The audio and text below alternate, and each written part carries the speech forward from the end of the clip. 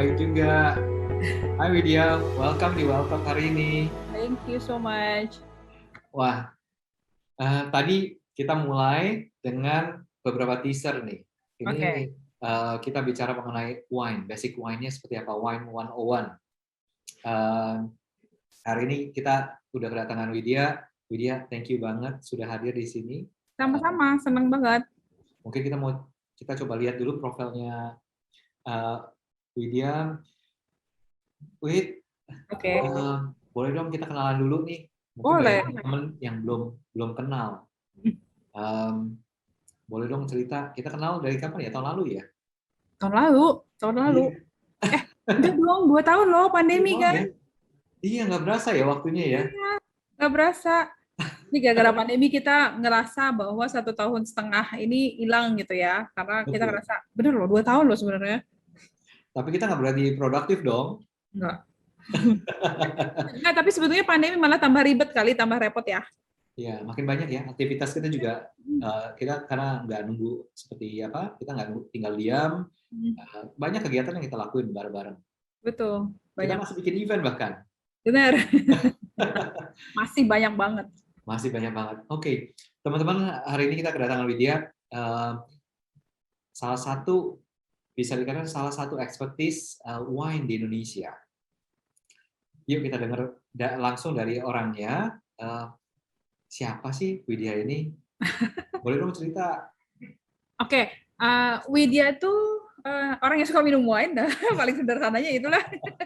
Sebenarnya itu suka minum wine. Saya, to be very seriousnya, saya kerja di Hutton Wine. Posisi saya di Corporate Training and Development di PT Hutton Bali. Tapi si Hutton Wine, mungkin teman-teman sudah familiar dengan produknya.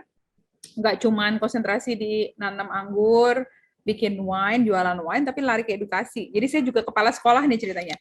Saya punya sekolah namanya Hutton Education Center.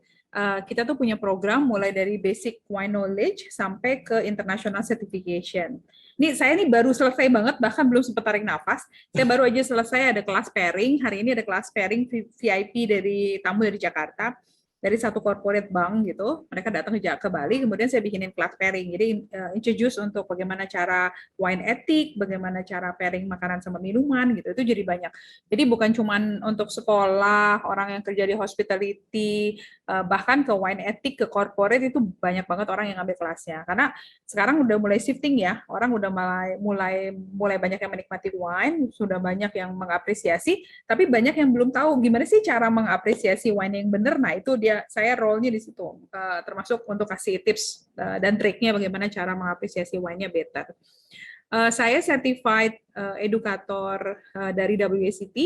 WSET adalah Wine and Spirit Educational Trust dari UK. Jadi ini adalah satu lembaga di UK yang melakukan sertifikasi untuk pengetahuan mengenai wine, spirit, dan sake sebetulnya. Saya edukator pertama di Indonesia. Bukan paling pinter, Jo, tapi karena nggak ada yang ngerjain. Seriusan, nggak ada orang yang benar-benar fokusnya di edukasi mengenai wine dan spirit. Yang menarik adalah wine itu kan udah masuk ke Indonesia lama banget gitu ya, tapi baru 5 tahunan inilah kita jadi lembaga pertama di Indonesia yang eligible untuk melakukan sertifikasi di wine dan spirit dari WSET, dari level internasional. Wow. Jadi sebelumnya tuh orang cuman ya udah minum wine, beli wine gitu aja, tapi nggak ada yang berfokus untuk edukasi. Jadi bukan karena saya di Hutton Wine ya, tapi ngelihat bagaimana Hutton Wine betul-betul punya visi dan misi yang luar biasa, yang bukan cuma mikirin tentang bikin wine yang very serious dan kualitinya bagus banget, tapi juga mikirin sampai gimana sih untuk giving back to community melalui edukasi gitu. Coba kali ya. Ya, betul sih, karena kalau kita nggak ngerti mengenai wine, kita nggak akan bisa appreciate itu juga ya. Betul. Nah, the more we know about the wine, the more we are appreciate. Itu penting banget. Ini contohnya ya, kayak Jo ini minum apa sih, Jo? Aku duluan loh. Aku minum, itu dia, my favorite, Pinot de Bali. Teman-teman, ini Pinot de Bali ya. Ini lucu banget ya packingnya. Si Pinot de Bali ini adalah masuk kategori fortified wine. Jadi kalau di wine itu kan ada, tadi liatin videonya ya di YouTube, kalau mau pada belajar wine tipis-tipis boleh dah lihat di YouTube-nya. Si fortified wine, orang kalau nggak ngerti dia cuma pikirin, oh ini kayak ice wine ya, botolnya lucu gitu kan, warnanya kok bisa kayak begini. Tapi begitu kita ngerti wine-nya bahwa bikin wine ini, Jo, yang wine yang lu minum itu perlu waktu minimal 6 tahun untuk dibuat, baru kita bisa nikmatin. Karena aging-nya aja di oak barrel perlu 5 tahun. Pakai Solera sistem yang dipakai oleh aging-nya sherry ya, pot dan sherry. Itu pakai aging itu. Itu 5 tahun. Jadi baru di aging-nya 5 tahun, belum proses bikinnya, belum bottling, belum macam-macam gitu kan. Dan ini juga alkoholnya lumayan tinggi 19% karena dia pakai brandy. Nah, brandy-nya dibuat dari apa? Tetap dari anggurnya lokal. Jadi ini 100% anggur dari Bali. Ditanam di Bali, diproses di Bali, tapi mengadop proses yang dilakukan secara internasional. Dan tahu nggak, produk ini awarded as the best dessert wine di Southeast Asia. Kompetisi terakhir 2019 sebelum lockdown, bulan November di KT Pacific di Wine and Spirit Expo di Hong Kong. Itu keren banget. Jadi artinya bayangin ya, kalau kita nggak ngerti, kita cuman oh ya udah gue minum aja, oh rasanya kayak gini. Tapi begitu kita bisa tahu story-nya, tahu cerita dari masing-masing botol, you appreciate wine-nya better. Bener nggak? Betul. Nah, ini kalau ngobrol sama Widya nih selalu bikin semangat gitu ya. Penasaran banget sama wine. Nah, pertanyaan paling mendasar. Apa sih yang sebetulnya ngedrive lu tuh buat jadi pecinta wine? Suka minum wine, Jo, sesederhana itu. Nggak perlu susah-susah mikirnya. Oke, jadi gini. Jadi background-nya sebetulnya aku tuh kerja di hotel ya. Jadi kerja di hotel, background-nya tuh kerja di hotel di departemennya food and beverage. Jadi posisi terakhir tuh eksekutif assistant manager untuk food and beverage di salah satu hotel bintang 5 di Nusa Dua. Aku pernah kerja di Jakarta di Mandarin Oriental. Nah, di Mandarin Oriental waktu itu food and beverage manager juga. Nah, karena kerjanya di F&B, di food and beverage, berarti kan in contact dengan produknya banyak. Cuman conclusion-nya jadi lebih suka minum wine, karena kalau minum wine, to be very honest ya, minum wine, ngantuk, tidurnya enak, besok paginya seger. Ya nggak? Betul, ya kan? Betul. Daripada lu minum spirit, maboknya udah nggak karu-karuan. Kalau mabok banget, sorry ya, mabok banget temenan sama toilet bowl. Besok paginya ngonde. Aduh, besok paginya nggak enak banget. Jadi salah satu kenapa suka wine sampai akhirnya nyemplung ke edukasi sampai ke wine ya basically simple banget. Cuman karena I'm enjoying drinking wine. Terus sama kayak tadi, saya enjoying wine-nya dan saya mau bisa mengapresiasinya wine-nya jauh lebih baik. Artinya knowledge-nya mesti banyak ditambah. Ke situ aja sih sebenarnya. Artinya sekarang ini I'm living my passion loh. Saya kerja with my passion. Saya suka minum wine. Saya ngomonginnya cuma wine. Saya anything about wine. Jadi kayak saya I'm living it my passion. Jadi kayak kerja nggak kerja seru banget ya sih. Seru banget itu. Impian semua orang. Ya betul. And I'm very lucky I get this point gitu untuk bisa. Tapi tetap nih triggernya masih dapat karena sekarang saya lagi ngambil sertifikasi untuk edukator spirit. Wah. Ujiannya akhir bulan ini, aku belum belajar. Nggak stop ya? Nggak stop belajar terus kalau kita lihat. Iya. Passion dari tinggian. Kayak gimana sih? Nggak tahu ya. It's always like this loh. Kayak ini benar-benar kayaknya kita perlu niru. Saya niru ayah saya ya. Jadi waktu saya kecil, habis makan malam, kita tuh diharuskan duduk di meja belajar kita. Mau lu belajar, lu mau baca komik, lu mau gambar, mau main musik, apapun pokoknya harus di meja belajar. Itu sampai sekarang kejadian, Jo. Aku habis makan malam, aku akan duduk di meja belajarku. Aku punya meja belajar, meja kerja sih sebenarnya gitu ya. Aku duduk di situ, terus gue bilang gue ngapain nih gitu. Dan itu jadi kayak, ngerti nggak? Jadi kayak kepikiran. Jadi kayak setiap habis satu kelas atau satu program, apalagi nih gitu. Itu selalu kayak gitu karena nggak tahu. Jadi kayak di kepala tuh mesti kayak gini, kayak abis makan malam berarti gue mesti belajar nih, mesti ngapain nih gitu. Itu masuk banget ke kepalaku gitu. Dan itu I apply that to my daughter gitu. Walaupun kita main game di meja belajar main game, but you still need to sit down gitu to do something on your table gitu. Itu tuh dapat banget. Dan sampai sekarang memang passion, jadi kayak adrenalin sih. Kalau ngambil kelas internasional, kan ada ujiannya, dan belum tentu lulus, bayarnya mahal, belum tentu lulus, jadi ujian. Habis ujian, adrenalin banget nih. Begitu lulus, puas. Habis gitu, pengen lagi dong, pengen lagi gitu loh. Jadi sekarang nih aku lagi ngambil level 3 Spirit online. Aku lagi ngambil edukator kelas untuk bisa ngajar di level 1, level 2. Jadi kalau lulus, doain ya. Kalau lulus, aku bakalan jadi edukator Spirit pertama di Indonesia lagi. Not because I'm the smart, just because nobody doing it again, ya. Tapi tetap pinter berarti ya, karena ngambil peluang. Kalau nggak pinter nggak lulus. Benar. Berarti mengambil peluang gitu. Nah, itu lagi ngambil itu, plus aku lagi ngambil master degree, aku lagi ngambil S2. Wah. Jadi ini ya, you really living your dream ya. Iya. Seru sih. Tapi seru sih. Tapi itu ya, tapi compensate-nya kan lumayan. Maksudnya kayak every task yang kita ambil kan kita SMA, ya udah pernah SMA, udah lulus selesai kan gitu ya. Kita ngambil kualifikasi apapun itu, I've been that, I done that, ya udah selesai. Sepanjang hidup kita akan udah selesai segitu aja gitu. Tapi passion-nya dapat terus gitu. Jadi kalau menurut aku nggak ada sih reason untuk berhenti belajar ya. Anytime bisa terus jalan. Oke. Penasaran, tesnya itu kayak apa? Oke. Harus banyak minum kah? Nah, gini.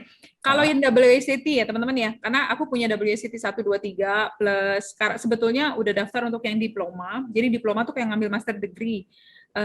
Perkiraan sekitar 2 tahun, ada 6 kali ujian. Tapi masalahnya, kelas itu kayak remote gitu. Jadi harus kayak hybrid. Jadi aku harus terbang ke Hong Kong untuk bisa ambil kelasnya. Ingat banget ya, Februari aku daftar kelas yang diploma itu, Maretnya lockdown. Dan itu jedanya cuma 1 minggu.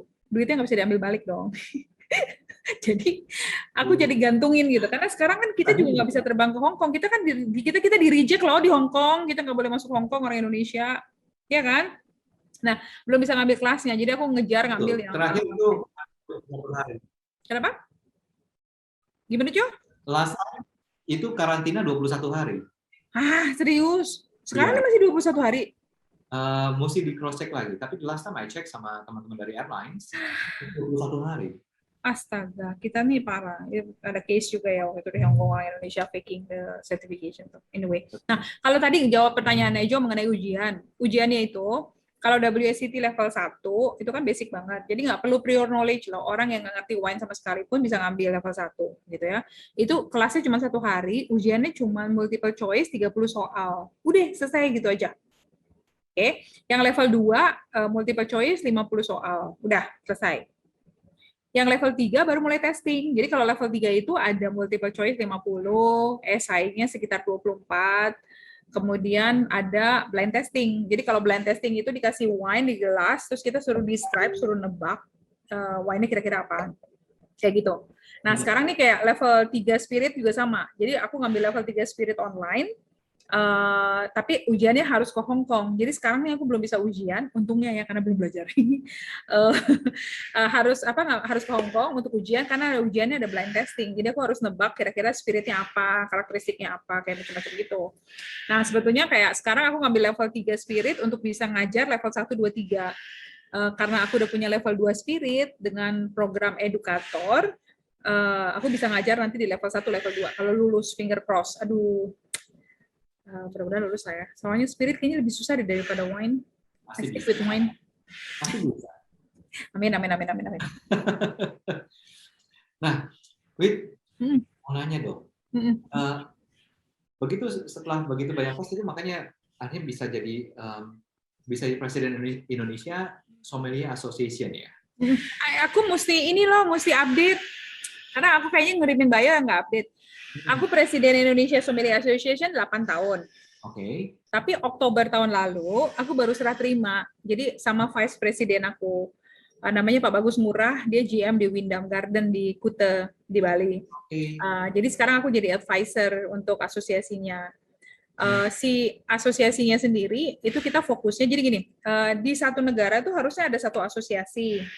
Pusatnya itu ada di De La Sommelier Association, itu ada di Prancis. Di setiap One Nation, One Association. Di Indonesia tuh ada Indonesia Sommelier Association. Nah, karena Indonesia luas banget, jadi ada chapter Jakarta, ada chapter Bali. Nah, Oke. kebetulan aku tuh presiden untuk chapter yang Bali selama 8 tahun. Kita fokusnya tuh di edukasi gitu. Jadi benar-benar bagaimana caranya transform knowledge ya. Karena sekarang yang paling besar masalah kita untuk di asosiasi adalah testing wine. Karena setiap kali kita practical testing, itu kan duitnya kan lumayan ya. Harga wine kan lumayan mahal. Tahu nggak sih, wine itu mahal, teman-teman, wine itu mahal gara-gara teksnya yang mahal. Untuk import, Mhm. import masuk ke Indonesia, itu pajaknya 300%. Wow. Oke, meaning, wine-nya di Australia lah misalnya $2. Masuk ke Indonesia kena 300%. Oke, itu udah berapa? Udah kena $6. Dalam dolar. Udah $6. Belum shipment-nya, belum imported ngambil untung, belum distributor ngambil untung, belum outlet ngambil untung. Jadi sebetulnya bisa jadi kita minum wine yang harganya $20, value asli wine-nya itu cuma $2. Sisanya prosesnya, pajak dan lain-lain. Sisanya prosesnya. Yang menarik dari Hatton Wine adalah kita, kalau Hatton Wine sendiri kan produknya, kalau jadi gini, di Hatton Winery, payung besarnya, itu kita ada Hatton Wine. Hatton Wine itu 100% wine-nya dibuat di Bali. Kita punya kebun sendiri, ada sekitar 45 hektar. Jo, aku baru buka itu loh, Apa? package untuk wine adventure, wine experience. Jadi orang tuh bisa trip ke vineyard, karena lumayan jauh ke Singaraja. Dari Mhm. daerah Sanur tuh sekitar 3,5 jam one way loh. Betul. Jadi panjang banget tripnya. Tapi it's worth it karena benar-benar ngelihat kebun anggur yang kayak di luar negeri, nggak usah jauh-jauh ke Eropa gitu ya. Iya. Ke Bali aja, ke Singaraja, ketemulah pohon anggur yang keren itu. Nah, Hmm. jadi si Hatton Winery anggurnya datang dari Bali, kemudian to Island. Jadi kalau to Island ini anggurnya datang dari South Australia.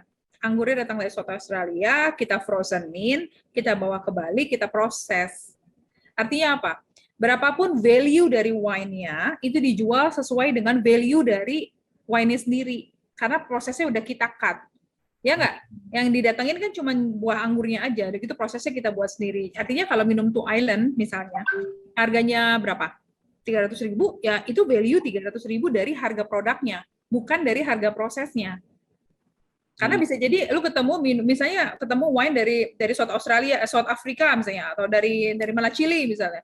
Betul. Harga $2, proses tadi jadinya 300.000 misalnya kayak gitu. Ngerti nggak? Betul. Jadi Jadi we're selling the value gitu. betul. Jadi kualitasnya murah tapi jadi mahal karena tadi prosesnya yang mahal. Yes. Nah, jadi kalau dengan Hatton Wine artinya produknya udah bisa lebih berkualitas dengan harga yang sama gitu kan? Yang sama, logikanya begitu. Dan terus ini, yang perlu dipikirin tuh gini, proses ya. Contohnya kayak Hatton Wine, waktu zamannya bom Bali, nah ya, kan Bali hancur-hancuran tuh. Betul. Terus mereka ekspor, jadi kita ekspor wine kita ke Belanda. Karena biasanya kalau ekspor wine itu associate dengan cuisine ya, karena di Belanda kan banyak Indonesian restoran dan macam-macam. Kita kirim satu kontainer aman. Kontainer yang kedua, orang-orang di Belanda bilang, I think your wine is taste funny katanya. Terus kita kan kirimnya pakai refrige container nih. Di refrige container itu ada CD room-nya. Jadi sama kayak black box gitu deh. Kita ambil CD-nya, kita cek. Ternyata somewhere between India, wine-nya tuh AC-nya mati. Si refrige containernya. Jadi temperatur di dalam refrige-nya, atau nggak berapa? 55 derajat. Itu kan sama kayak kita masak wine-nya. Betul, jadi panas kan? Jadi panas. Wine-nya yang tadinya fresh fruit, jadinya jammy fruit. Karena mateng gitu. Rusak wine-nya. Nah, pertanyaannya kita sekarang, wine import masuk ke Indonesia, pengirimannya benar nggak? Storage-nya benar nggak? Semuanya benar nggak? Karena kalau nggak, bisa jadi kita nyicipin wine yang kayak, oh, South Africa kayak gini ya wine-nya, padahal sebenarnya South Africa yang kena panas gitu. Ngerti nggak? Betul, jadi rasanya bukan rasa sebetulnya. Ya, bukan rasa sebetulnya dan kita nggak tahu. Ke situ larinya. Jadi kita belajar bahwa semakin kita bisa cut line of tadi karbon line-nya gitu ya untuk perjalanan dan macam-macam, sebetulnya kualitinya bisa jauh lebih bagus gitu dibandingkan dengan wine yang import. Tapi balik lagi sekarang persepsinya, karena kadang-kadang mudah-mudahan sih sekarang udah shifting ya Jo ya.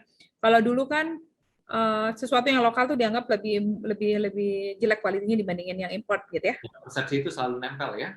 Ya, selalu kayak gitu. Tapi sekarang balik lagi bahwa ayo dicoba gitu head to head, blind testing segala macam. Kebanyakan sih Komennya lumayan bagus gitu. Karena balik lagi ya, kita 28 tahun, Hutton Wine itu 28 tahun loh bikin wine, dan sampai kemarin 2019, karena kebetulan gini, kalau presenting Hutton Wine di internasional, exhibition, kelas, apa macam-macam activity, aku biasanya yang dikirim.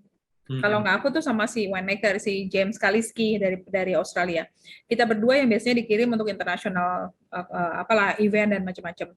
Itu orang masih tanya, emang di Bali bisa menanam anggur ya? Masih nanya gitu loh. Itu pertanyaan semua orang. Tanya semua orang. Bahkan Karena orang juga nanya, emang ada ya bisa bikin wine di Indonesia? Bisa. Kita bayangin kita udah bikin 28 tahun dan sama dengan proses yang namanya juga produk yang dibuat ya. Pastinya kan ada riset development, ada pengembangan produk untuk bisa establish dan bisa memperbaiki kualitasnya, begitu ya. Jadi itu juga dilakukan. Mungkin orang masih pikir, wah, oh Hutton Wine yang zaman dulu, yang 28 tahun lalu gitu, sama yang sekarang ya udah jauh banget kali gitu kan. Jadi banyak achievement yang didapat yang sebetulnya luar biasa untuk bisa kita sharing sama-sama biar pengetahuannya. Harusnya sih lumayan bangga ya. Tahu nggak Jo, kita tuh Hutton Wine 2017 itu awarded as the best winery di Asia. Wah. Lawan 9 negara, ada 100 winery lainnya. Jadi ada 100 Hutton lainnya gitu ya, 100 winery di luar sana di 9 negara. Kita jadi best winery of the year 2017. Keren nggak sih? Indonesia loh. Indonesia loh. Dan kita ngerasa bahwa bangganya bukan cuma buat Hutton Wine ya, buat Bali, buat Indonesia, karena itu di bawah. Indonesia sebagai produser wine bisa dapat itu satu hal yang membanggakan sekali. Iya, keren banget. Itu nggak kebayang gitu. Jadi kayak ini aja contohnya nih. Waktu aku bawa ini kompetisi terakhir kan di Hong Kong. Di bulan Agustus itu aku bawa ini kompetisi di Korea. Okay. Nah, yang menarik, aku ceritanya ikutan masuk ke jadi ada judging community lah ya, OIV namanya. Si OIV ini aku member OIV, jadi aku juga wine judge. Oke. Okay. Kalau wine judge itu pada saat kompetisi itu kayak gini, double blind. Jadi orang ini botolnya dituang di gelas. Yang nuang ke gelas orangnya beda dengan orang yang serving. Jadi yang saat serving juga nggak tahu ini wine-nya apaan. Kalau wine judging wine itu kita menilai wine berdasarkan apa yang ada di dalam gelasnya. Kita tidak judging brandnya apa, datang dari mana. Itu kalau pengalaman aku waktu di Korea, mereka sistem judgingnya itu udah digital ya. Jadi satu meja itu ada sekitar 7 orang, ada head of judge, ada membernya. Jadi kebetulan aku ada di satu table gitu. Dengan 7 orang, ada orang dari Italia, ada orang dari Spanyol, ada orang dari Jepang, ada orang dari Cina, ada orang dari Korea, ada orang Indonesia. Dan aku satu-satunya judge dari Indonesia. Yang nggak ada lagi, siapa lagi gitu kan, judge Indonesia. Jadi aku sendiri membawa bendera Indonesia gitu. Sementara kalau yang lain kan rame-rame tuh kan ya, satu negara banyak orang judgingnya. Terus kita ngejudge berdasarkan quality. Itu kita ngecek di iPad-nya itu cuman muncul gini doang. Grape variety-nya apa, vintage-nya apa. Cuman itu doang yang keluar. Karena kan kita setiap judge-nya cuma bisa itu aja. Cuman ada itu yang keluar. Udah gitu kita ngasih poin. Kita ngasih poin berdasarkan appearance-nya, berdasarkan nose-nya, berdasarkan taste-nya, after taste-nya, macam-macam gitu, kompleksitasnya gitu kita judging.